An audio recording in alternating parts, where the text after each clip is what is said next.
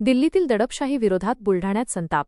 शिवसेना ठाकरे गटातर्फे जयश्रीताई शेळके यांच्या नेतृत्वात भव्य निषेध प्रदर्शन. दिल्लीतील जंतर मंतरवर शांततापूर्ण आंदोलन करत असलेले प्रसिद्ध पर्यावरणवादी सोनम वांगचुक आणि कॉक्रोच जनता पार्टीचे संस्थापक अभिजित दिपके यांच्या आंदोलनावर केंद्र सरकारकडून सुरू असलेल्या दडपशाहीचा आता देशभरातून तीव्र निषेध व्यक्त होत आहे. विशेषतः जुलै 20 रोजी दिल्लीत आंदोलक विद्यार्थ्यांवर पोलिसांनी केलेल्या अमानुष लाठीचार्ज विरोधात सर्वसामान्यांमध्ये प्रचंड संताप लाट आहे. याच पार्श्वभूमीवर आज बुलढाणा शहरात जयस्तंभ चौक येथे शिवसेना उद्धव बाळासाहेब ठाकरे पक्षाच्या वतीने एक भव्य आणि आक्रमक निषेध प्रदर्शन पार पडले. दिल्लीतील घटनेचे तीव्र पडसाद आज महाराष्ट्रातील बुलढाणा जिल्ह्यात उमटले.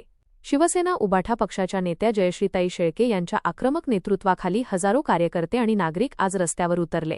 बुलढाण्याच्या व्यस्त असलेल्या जयस्तंभ चौकात हे जोरदार आंदोलन करण्यात आले. या आंदोलनादरम्यान केंद्र व दिल्ली सरकारविरोधात जोरदार घोषणाबाजी करण्यात आली.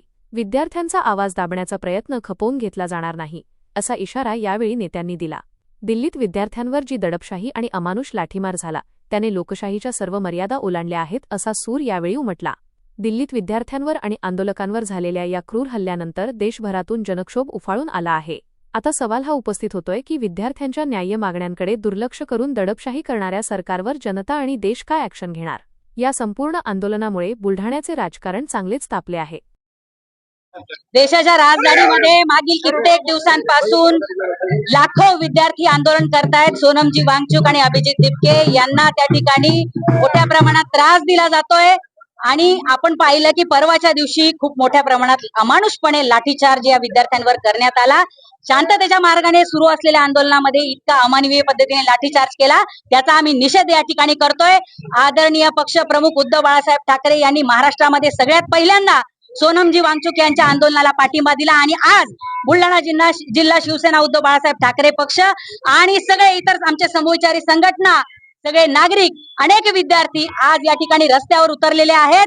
ज्या पद्धतीने नीटचा पेपर लीकचा घोटाळा झाला, ज्याच्यामुळे 22.5 लाख विद्यार्थी देशभरातले हे बाधित झाले, त्यांना त्रास झाला आणि देशातल्या 22 विद्यार्थ्यांना प्राण गमवावे लागले, तरी हे सरकार गेंड्याची कातडी पांघरलेला आहे. साधा एक धर्मेंद्र प्रधान या शिक्षण मंत्र्याचा राजीनामा यांना घेता आला नाही. त्यांनी नैतिकतेच्या आधारावर राजीनामा दिला नाही आणि कोटग्या सरकारने धर्मेंद्र प्रधान यांचा राजीनामा घेतला नाही. तातडीने हा राजीनामा झाला पाहिजे, अन्यथा देशभरामध्ये आंदोलन पेटल्याशिवाय राहणार नाही.